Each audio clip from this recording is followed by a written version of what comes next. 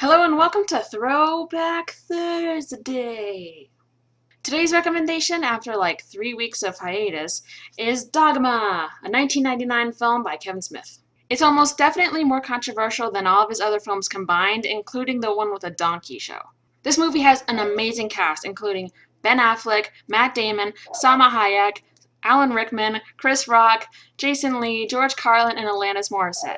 The reason why it's so controversial is because the people who bitch about it haven't seen the movie. While that's true in some cases, if not all of them, it's pretty much controversial because it basically bashes organized religion. But the reason why I love this movie is because it makes you think about what you believe in. It really makes you think about what is out there and all these different possibilities that we don't know for sure either way. One of the things that they talk about in this movie is the possibility of Mary and Joseph having more kids after Jesus.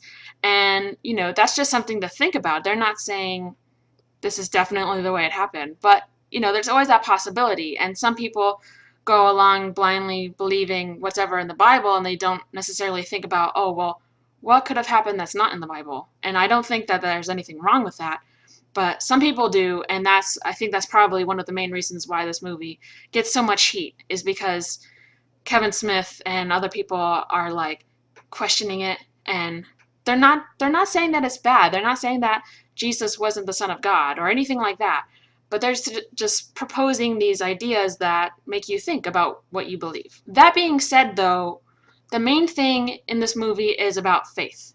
The characters constantly are talking about faith and how important it is to have faith, and not necessarily organized religion. Like sometimes they outright say that, people have created organized religion and it's not a good thing, but that God intended us to have faith, and that's the only thing that is important, is to have faith, regardless of what you believe and what faith you have.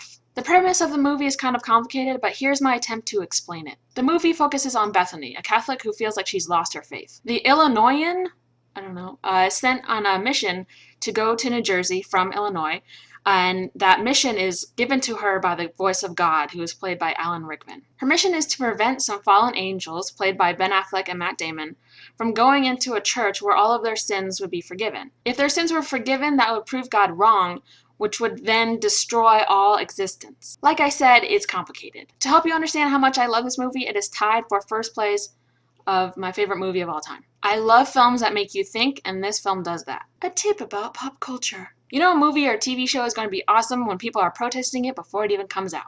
Of course, this movie was protested before it even came out, and Kevin Smith went and protested with people who were protesting his movie because he's hilarious. And now I will leave you with a quote from TJ. And for those of you non-cool people, that's Thomas Jefferson. Question with boldness even the existence of a God, because if there be one, he must more approve of the homage of reason than that of blindfolded fear. And I think that pretty much goes right along with this movie, because it's more about understanding what you believe as opposed to somebody telling you this is how it was and this is what you need to believe, and if you don't believe this and this, then you're going to go to hell. It's not conducive, it's not conductive, it's not whatever I mean to say is that it's not good.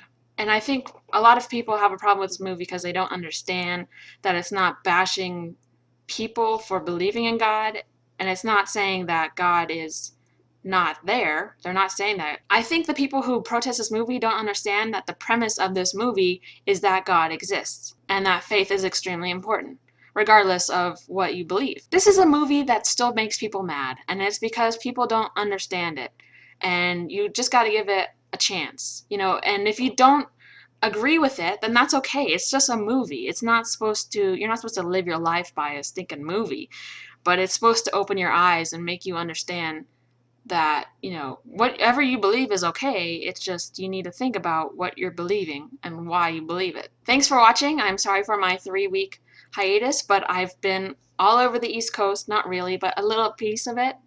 A little piece from DC to New York. And then I went to DC for a few days for an amazing conference for Christians United for Israel. You can see I posted one video so far. I'm going to post another one of like a prayer that happened in front of the White House. It was really cool. It's a really great organization, Christians United for Israel. If you're in college, your campus might have CUFI on campus, Christians United for Israel on campus, which helps people understand what's going on in Israel and helps balance out the hate that happens in regards to Israel on campus a lot. So thank you for watching. I really appreciate it. Check out CUFI, Christians United for Israel. And it's kind of ironic to put it with this video, but that's besides the point, because that's just the way things happen sometimes. So thanks again for watching. I really appreciate it. Bye. Is Dogma. I just hit myself in the face.